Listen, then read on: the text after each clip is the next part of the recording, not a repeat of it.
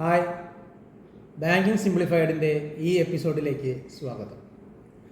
ഒരു ദിവസം എത്ര UPI ഇടപാടുകൾ നടത്തുന്നുണ്ട് എന്നുള്ളതിനെ കുറിച്ചിട്ട് വല്ല ധാരണയുമുണ്ടോ?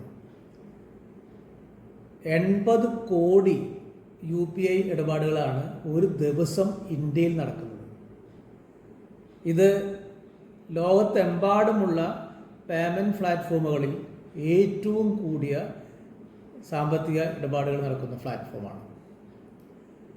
നമുക്കറിയാം, ഇന്നത്തെ സാഹചര്യത്തിൽ നമ്മളെല്ലാവരും തന്നെ പണമിടപാടുകൾ നടത്താൻ പ്രധാനമായിട്ടും ആശ്രയിക്കുന്ന ഒരു പ്ലാറ്റ്ഫോമാണ് UPI പ്ലാറ്റ്ഫോം. ചെറിയ ആവശ്യങ്ങൾക്കാവട്ടെ, വലിയ ആവശ്യങ്ങൾക്കാവട്ടെ, വ്യക്തികൾ തമ്മിലുള്ള പണമിടപാടുകൾക്കാവട്ടെ, വ്യക്തികളും ബിസിനസ്സിനും തമ്മിലുള്ള ഇടപാടുകൾക്കാകട്ടെ, ഇവിടെ എല്ലാം തന്നെ നമ്മൾ ഏറ്റവും വേഗത്തിലും സുഗമമായും ഉപയോഗിക്കുന്ന മണി ട്രാൻസ്ഫർ പ്ലാറ്റ്ഫോമാണ് UPI എന്ന് പറയുന്നത്. ഇന്ത്യയുടെ അഭിമാനമാണ്. ഇപ്പോൾ ഈ 80 കോടി ഇടപാടുകൾ നടക്കുമ്പോൾ തീർച്ചയായിട്ടും ചില ഇടപാടുകൾ ചിലപ്പോൾ ചില സാങ്കേതിക തകരാറുകൾ മൂലം നടക്കാതെ വന്നേക്കാം, അല്ലെങ്കിൽ താമസം വന്നേക്കാം. അങ്ങനെയുള്ള ചില ബുദ്ധിമുട്ടുകൾ ഇടപാടുകാർ അല്ലെങ്കിൽ നമ്മൾ സാധാരണ പൊതുജനങ്ങൾ അഭിമുഖീകരിക്കുന്ന സാഹചര്യങ്ങളുണ്ട്.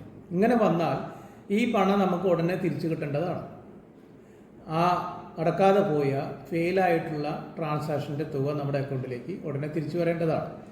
അങ്ങനെ തിരിച്ചു വന്നില്ലെങ്കിൽ നമുക്കതുമായിട്ട് ബന്ധപ്പെട്ട പരാതികൾ അതാത് ബാങ്കുകളിൽ നൽകാൻ സാധിക്കും.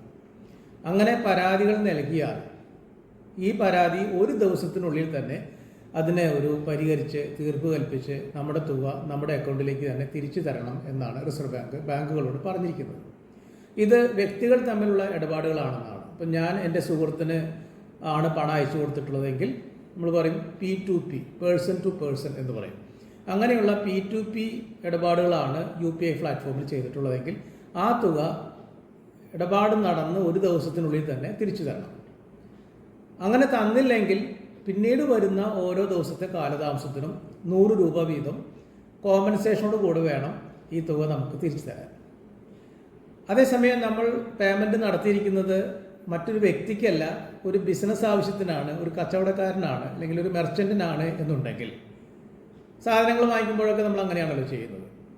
അങ്ങനെയാണെങ്കിൽ അതുമായിട്ട് ബന്ധപ്പെട്ട ഒരു പരാതി കൊടുത്താൽ ഈ ഇടപാട് നടന്ന് 5 ദിവസത്തിനുള്ളിൽ തന്നെ ഇതിനെക്കുറിച്ച് ഒരു പരിഹാരം ഉണ്ടാക്കി തുക നമുക്ക് തിരിച്ചു തരേണ്ടതാണ്.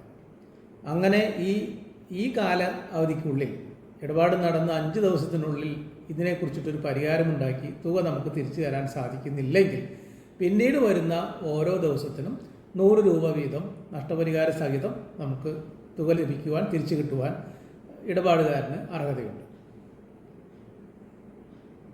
ബാങ്കിങ് സിംപ്ലിഫൈഡിൻ്റെ അടുത്ത എപ്പിസോഡുമായി അടുത്ത തവണ കാണാം. Thank you very much.